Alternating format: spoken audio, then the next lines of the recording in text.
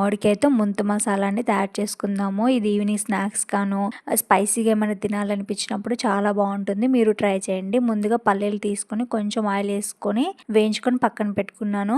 Carrot, మామిడికాయని కూడా peel తీసేసుకున్నాను. ఒక క్యారెట్ తీసుకొని తురుముకుంటున్నాను. మీడియం సైజు మామిడికాయ ముక్కను తీసుకొని తురుముకుంటున్నాను. ఇక్కడ మామిడికాయ అన్నది మీ పులుపుకి తగ్గట్టుగా మీరు తురుముకోండి.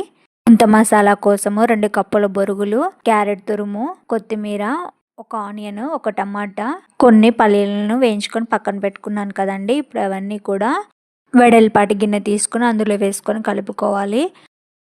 పల్లీలు, ఆనియన్స్, టమాటా ముక్కలు, మామిడికాయ తురుము, క్యారెట్ తురుము, కొత్తిమీర తరుగు బొరుగుల్లో వేసుకోవాలి.